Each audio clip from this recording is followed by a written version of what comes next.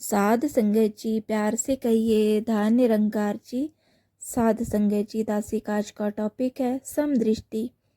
जो भी चैनल में नए हैं कृपया करके सबसे पहले चैनल को सब्सक्राइब कर लें, लाइक शेयर और कमेंट में धन निरंकार जी भी लिखें और अंत तक जरूर सुने। तो आइए सुनते हैं। समदृष्टि का अर्थ है समान दृष्टि, जिसमें द्वैत नहीं है, जिसमें अच्छा बुरा, ऊंच नीच, पाप पुण्य, मान अपमान सभी को समान दृष्टि से देखा जाता है। मन और शरीर से मानव कभी भी एक नहीं हो सकते, किंतु आत्मिक रूप से मानव एक ही है। समदृष्टि का अर्थ है तत्व दृष्टि, अर्थात वह देखें जो वास्तव में है। हमारे देश के न्यायालयों में न्याय की देवी को हाथ में तराजू और आंखों पर पट्टी बांधे दिखाया गया है, जिसका अर्थ है न्याय करते समय न्यायाधीश में समदृष्टि का होना आवश्यक है। उसे भाषा, जाति, राष्ट्र, ऊंच नीच, धर्म, प्रदेश आदि से ऊपर उठकर दोनों पक्षों में संतुलन बनाकर समदृष्टि रखते हुए न्याय करना होता है। वास्तव में समदृष्टि सतगुरु की कृपा से आती है।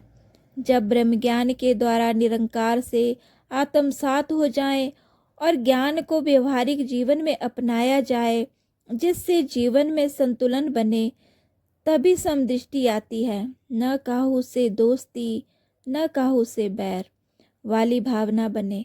सहज अवस्था में रहकर जीवन जिए, तभी लोक सुखी परलोक सुहेला हो सकता है। समदृष्टि हमें निष्पक्ष व्यवहार की प्रेरणा देती है। जैसे बहू के साथ यदि बेटी जैसा व्यवहार किया जाए तो दहेज उत्पीड़न जैसी बुराइयों से बचा जा सकता है। हम समाज में देखते हैं कि किस प्रकार भाषा, जाति, प्रांत आदि के नाम पर पक्षपातपूर्ण व्यवहार किया जाता है, जबकि हमारे पीर पैगंबर और हमारे मान्य धर्म ग्रंथ इस प्रकार के पक्षपात की आज्ञा नहीं देते और न ही हमारा संविधान इस प्रकार की आज्ञा देता है। फिर भी सर्वत्र पक्षपात पूर्ण व्यवहार देखने को मिल रहा है। यह एक संकीर्ण दृष्टिकोण का नतीजा है। ईश्वर ने तो आँखों को एक जैसी दृष्टि दी है। हमारी सोच, हमारी भावनाओं में अंतर आ जाता है। हम वही देखते हैं जो हमारा मन हमें दिखाता है। जिस व्यक्ति के प्रति जैसे हमारे मन के भाव होते हैं, यह मन उसे वैसे ही दिखाता है। फिर हम मनुष्यों में भेद करने लगते हैं, अच्छा बुरा, ऊंच नीच, अमीर गरीब आदि। यह मन यदि ब्रह्म सत्ता से जुड़ जाए, फिर भेद दृष्टि नहीं रहेगी। फिर सब में ब्रह्म तत्वों को देखते हुए निष्पक्ष व्यवहार करेंगे और दृष्टि समदृष्टि हो जाएगी। मनी सांचा मुखी सांचा सोई, अब्रू न पेखे एक सु बिनु कोई, नानक इह लक्षण ब्रह्म ज्ञानी होई।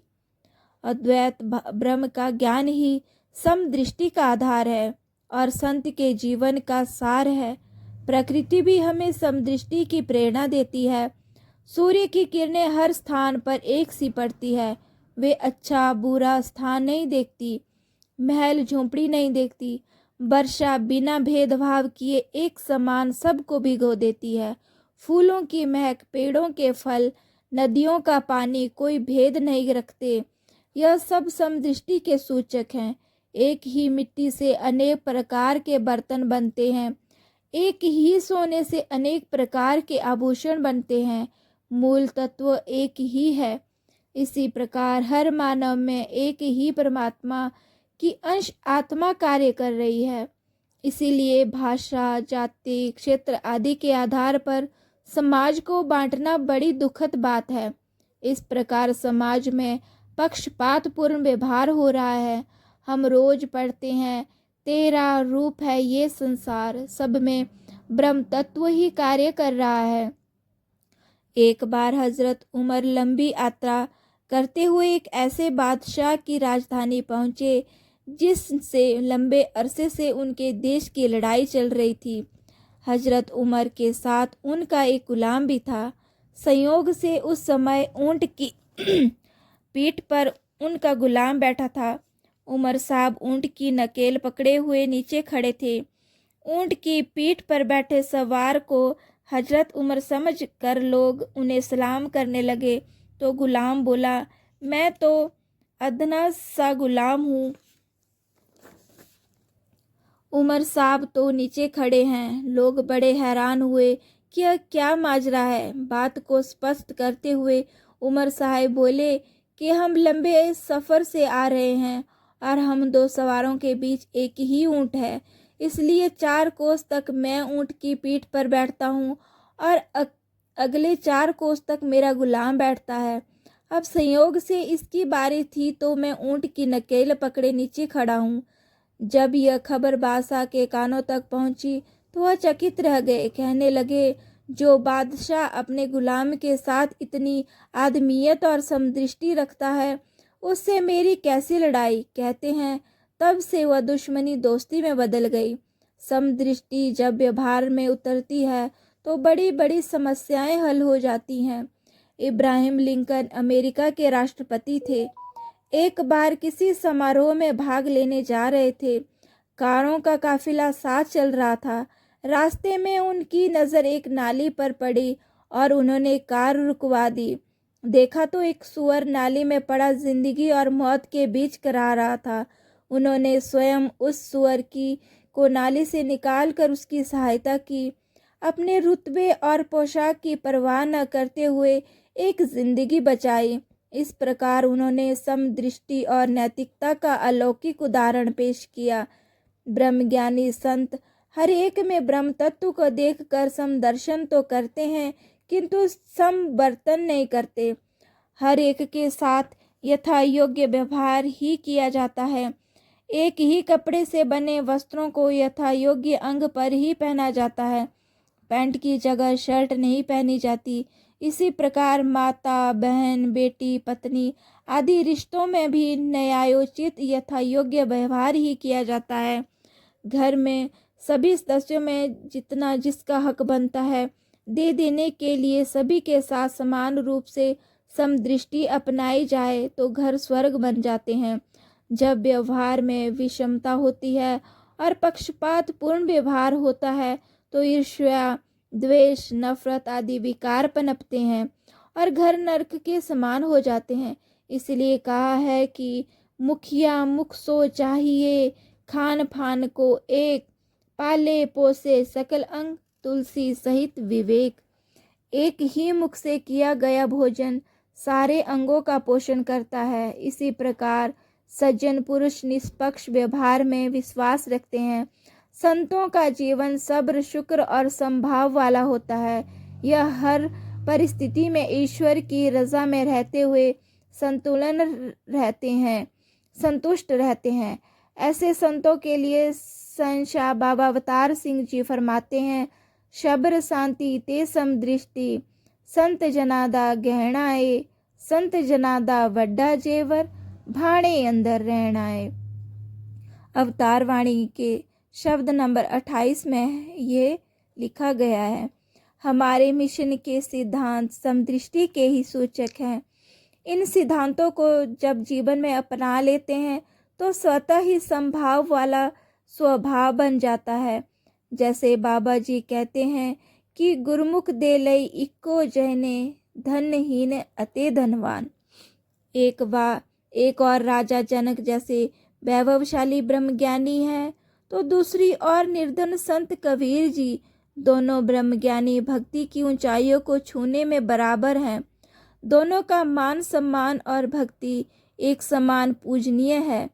इसी तरह ब्रह्मज्ञानी संत किसी धनवान संत की जी हजूरी और निर्धन संत की अपेक्षा नहीं करते।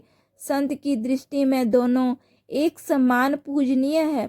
सब घट बोले रामा जियो वाली भावना को अपनाते हुए संसार में अमन शांति लाने का यत्न कर रहे हैं। निरंकारी संत समागम इसकी जीती जागती मिसाल है, जहाँ सभी आपस में प्रेम, नम्रता से, श्रद्धा से एक दूसरे के चरण स्पर्श करके नमस्कार करते हैं और एक दूसरे का सत्कार करते हैं। उनकी नज़रों में कोई बेगानापन नहीं होता। सतगुरु माता सुदीक्षा जी महाराज विश्व भर में यात्राएं करके अनेकता में एकता और भाईचारे की भावना ला रहे हैं। सभी को एक प्रेम सूत्र में पिरो रहे हैं। विश्व में समदृष्टि से युक्त समाज की स्थापना कर रहे हैं। सद्गुरु तो होता ही समदर्शी है, इसके लिए सारी दुनिया अपनी है। 13 अप्रैल 1978 को कुछ कट्टरपंथियों द्वारा अमृतसर में निरंकारी समागम पर हमला किया गया, जिसमें 13 कट्टरपंथी और 5 महात्मा शहीद हुए। पत्रकारों द्वारा पूछने पर बाबा गुरबचन सिंह जी ने कहा, सभी मरने वाले मेरे अपने ही थे। जितनी जाने गई हैं वे इंसानी जाने थी। इस तरह मानवता का खून नहीं बहना चाहिए था। यही तो समदृष्टि है। हे सतगुरु माँ, हम प्रार्थना करते हैं कि हमें भाई कन्हैया जैसी दृष्टि दे दो। किसी में भेद नहीं करती, सब में आपका रूप देखती है। या फिर अपने जैसी आँख दे दो और अपने जैसे कान जुबान दे दो, जो ना बुरा देखे, ना सुने, ना बोले, सबको अपनापन देकर प्रसन्नता महसूस करे। अपने गुण देकर समदृष्टि का जीवन बख्शो। यही प्रार्थना है। दातार कृपा करे कि सबके घरों में खुशहालियाँ रहे। हर एक संत सतगुरु के प्यारे बने रहे।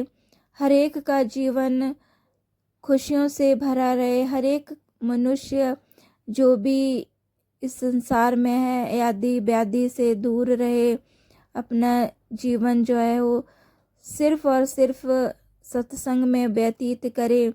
हर एक जो भी एक इंसान, जो भी हम महापुरुष जितने भी हैं, वो सिर्फ और सिर्फ समदृष्टि वाला जीवन बिताएं। जैसा जैसा सतगुरु माता जी हमसे चाह रहे हैं, वैसा वैसा जीवन हम सभी जी पाएं और एक प्रेरणा का स्रोत दूसरों के लिए बने। दातार कृपा करना कि जैसे जैसे भाव आते हैं वैसा वैसा हमारा जीवन भी बना रहे, ताकि ये जो जीवन है इसका पार उतारा हो सके। यही अरदास बिनती। तू ही निरंकार मैं तेरी शरणा मैनू बख्श लो। तू ही निरंकार मैं तेरी शरणा मैनू बख्श लो। तू ही निरंकार मैं तेरी शरणा मैनू बख्श लो। तू ही निरंकार मैं तेरी शरणा मैनू बख्श लो। तू ही निरंकार मैं तेरी शरणा मैनू बख्श लो। बोलिए सतगुरु माता सुदीक्षा सविंदर हरदेव जी महाराज की जय। निरंकारी राज माता गुरु वचन अवतार की जय। प्यार से कहिए धन निरंकार जी।